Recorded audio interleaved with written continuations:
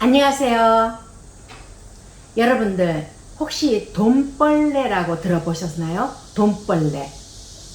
머니, 돈, 벌레. 그게 어떻게 생겼느냐고요? 아마 제 나이 또래쯤 되면은 거의 다 아실 건데 요즘 새로 이렇게 젊은 세대는 또 모를 수가 있어요. 돈벌레가 원래는 이름이 돈벌레가 아니고 그리마예요. 그리마. 돈벌레가 이거 보세요. 이렇게 생겼어요. 이게 돈벌레예요. 저도 어렸을 때는 돈벌레라고만 알고 있었지 그리마라는 것은 몰랐어요. 돈벌레를 검색을 하니까는 그리마로 나오더라고요. 그러니까 돈벌레로 검색을 했는데 이 벌레 이름이 나왔다는 것은 그만큼 많은 사람들이 우리 한국에서는 이 벌레를, 이 그리마를 돈벌레로 알고 있다는 거거든요. 왜 갑자기 돈벌레 얘기냐고요?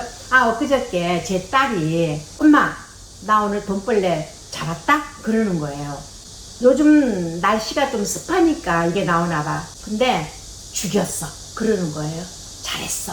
제가 잘했어. 그랬거든요. 이 돈벌레 스토리가 저한테는 굉장히 크게 있거든요. 저는 유교 사상에서 자랐습니다.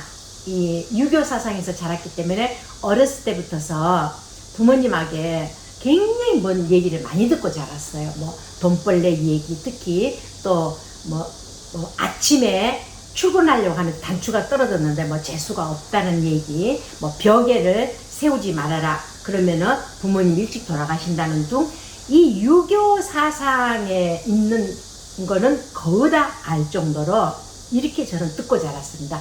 친정에는 우리나라 5,000년 역사 대대로 유교 사상 집안이었고, 제가 시집을 왔더니 시댁에도 유교 사상 집안이더라고요.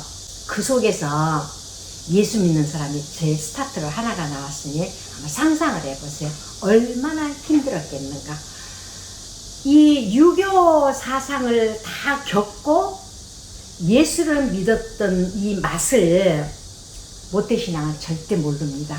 그러나 또 중간에 예수를 믿었던 사람은 또 이 모태신앙의 그 복을 정말로 모릅니다. 그만큼 이게 다르거든요. 이게 틀린 거는 하나도 없어요. 그냥 다른 것 뿐이거든요. 달라요.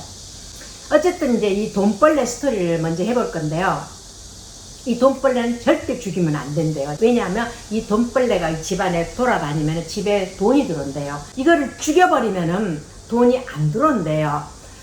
그렇게 듣고 자랐는데 처음에 스페인을 딱 가가지고 제가 예수를 믿겠다고 고백을 딱 하고 나서 제가 180도로 딱 바꾼 게요. 딱 한 가지가 있어요. 그게 뭐냐면은 언어예요. 우리나라 속담에 그런 거 있잖아요. 5만 가지 생각을 한다 그러는데요. 실질적으로 이 통계 자료에 따르면 우리가 하루에 생각이 한 5만 가지를 한다네요. 우와! 어떤 목사님이 그러시더라고요. 그 저는 예수를 딱 믿고 나서 제일 먼저 했던 게 언어 바꾸기였어요. 나쁜 언어는 하나도 안 쓰는 것. 아이들 키울 때 뭐 예를 들어서 야! 이렇게 막 이런 일이 있어도 여기까지 딱 차면 입을 딱 다물고 꿀꺽 하지 뱉지를 않았어요. 그리고 또 한 가지는 유교 사상에서 모든 복의 근원이 돈벌레에 있고 어디에 있고 어디에 있다는 것을 180도로 바꾼 거예요. 그게 이제 스페인에 갔는데 스페인에도 돈벌레가 있더라고요. 그게 하루는 이제 돈벌레가 이게 벽을 타고 기어가는데요. 슬리퍼로 그대로 잡고 그 돈벌레를 탁 때렸어요. 그리고 하는 말이 모든 복의 근원은 하나님으로부터 오는 것이지 이 돈벌레로 오는 건 아니다. 나에게는 상관이 없다. 이런 식으로 이 돈벌레를 두드러 잡아가면서 저는 바꾼 거예요. 생각을 바꾸고 언어를 바꾼 거예요. 그게 가능했던 것은 제가 유교 사상에서 겪었던 것들 굉장히 많거든요. 제가 예수님을 알기 전에는 전보로 다녔던 것들 저는 너무 많이 해봤기 때문에 예수 안에 들어와서 말씀 안에서 보니까 그것들이 다 틀렸다는 것을 제가 직접 이 비교를 하면서 체험을 했기 때문이에요. 그렇기 때문에 자신만만하게 말을 할 수가 있는 거예요. 우리가 그렇잖아요. 기독교 종교는 체험의 종교가 하는데, 우리 박영서 목사님 제일 싫어하는 말씀 중에서 하나가 그거예요.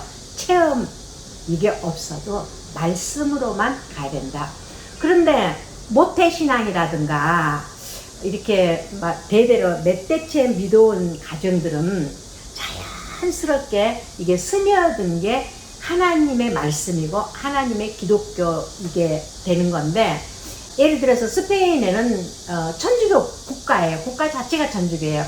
모든 게 하나님이에요. 거기는 자기네들은 평생에 2번 교회를 가는 게 3번 간다. 한 번은 아기가 태어나면은 세례 받으러 가고, 그 다음에 이 아이가 성장해서 결혼식 때 가고, 그 다음에 이 아이가 성장을 해서 어른이 돼서 죽으면은 죽었을 때 가고, 평생에 3번밖에 안 간 교회지만은 이 사상이 뭘로 젖어 있느냐면 하나님으로 젖어 있어요. 하나님으로 젖어 있기 때문에 모든 게 하다가 잘못되면은 예수 그래요. 그러니까 예수를 불러요. 예수 그러면서 예수를 부르거든요. 근데 우리는 이 유교 사상이 있는 사람들은 젖은 게 유교 사상이기 때문에 예수 이렇게 나오질 않고 엄마야 이 말이 먼저 나온다든가, 아니면은 절에 다니는 사람들은 또 남학을 탑을 이런 거를 이렇게 자연스럽게 나오더라고요. 그러니까 이게 틀린 게 아니에요. 다 자기네들이 가지고 있는 종교에 따라서 몸에 젖은 거거든요. 몸에 배인 거거든요. 저는 하나님 앞에 처음에 딱 하나님 믿고 나서 진짜 이 세상에 신은 오직 하나님 뿐이구나, 이거를 저는 딱 가지고 나서부터서는 그 언어 바꾸기도 있었지만은 복의 근원은 오직 하나님, 이 2가지를 저는 철두철미 지키면서 오직 예수하고 가는 사람한테는 이 고난이 많이 따르더라고요. 그 고난 중에서 제일 큰 고난이 무엇이었느냐면은 내 남편한테 받은 핍박이었어요. 남편이 처음에 교회를 가라고 해서 갔다고 그랬는데 3년 만에 제가 교회 폭 빠지니까 남편이 하는 말이 교회 놀러 가라고 보내줬지 미치라고 보내줬느냐 하면서 이게 뜯어 말리기 시작을 하는 게 작년 5년을 하는데, 그거를 한마디로 표현을 하라면은 눈에서 피눈물 나게 하더라고요. 5년 동안 견디다가 못 견뎌서 결국은 제가 하나님 앞에 손을 들고 더 이상 내가 이제 못하겠다 그래서 더 이상 못 살겠다 그랬어요. 스페인에는 여름방학 바캉스가 3개월이거든요. 굉장히 크죠. 그 3개월 동안 바캉스를 아이들 바캉스 핑계를 삼고 한국을 나왔어요. 작은 애가 7살이었고 큰 애가 11살이었을 때였거든요. 저는 근데 한국에 나와가지고 안 들어갈 계산을 하고 모든 걸 다 정리를 하고 나왔어요. 그래 이제 그때 제가 장문의 편지를 써가지고 스페인 남편한테 보냈어요. 이제 그 내용이 뭐냐면은, 나는 이제는 예수님을 나는 버릴 수가 없다. 그런데 허구 훗날 이 예수 믿는 것 때문에 이렇게 싸움을 해가지고 너무 우리가 이 청춘이 아깝지 않냐. 아이들이 성장을 하면은 사실대로 얘기를 하고, 그때는 아이들이 원하면은 아빠한테 내가 보내주겠다, 이런 장문의 내용의 편지였어요. 그때 시절에는요 핸드폰도 없었어요. 오직 편지만 있었는데, 편지도요 한 번 보내면 한 열흘 만에 갔던 그런 편지였어요. 근데 제 남편이 그 편지를 딱 받아서 읽어보는 순간 성령님께서 이제 강하게 역사를 하는 거예요. 이 남편 마음을 완전히 바꾸면서 이 남편이 이 국제전화가 빗발을 치는 거예요. 잘못했다고, 다시는 빗박을 안 하겠다고, 그러니까 돌아와 달라고.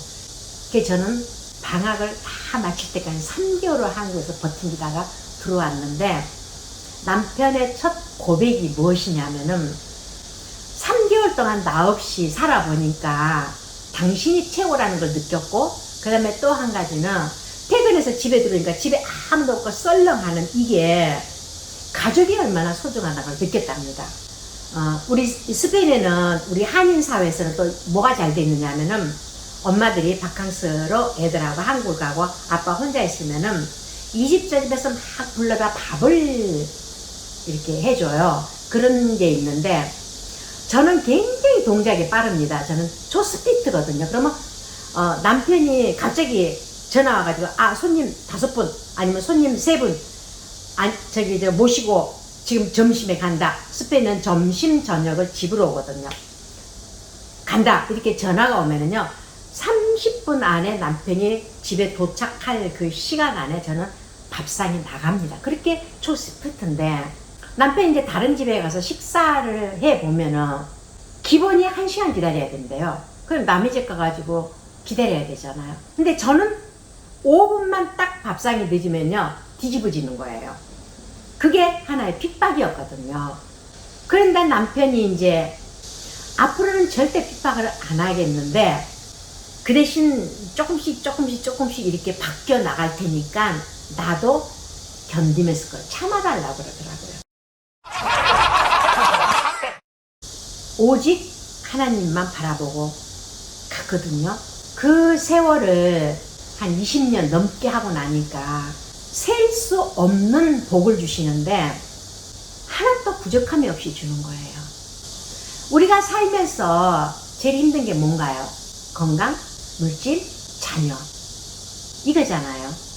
이 세상에서 이 3가지만 우리가 추구를 하고 살잖아요.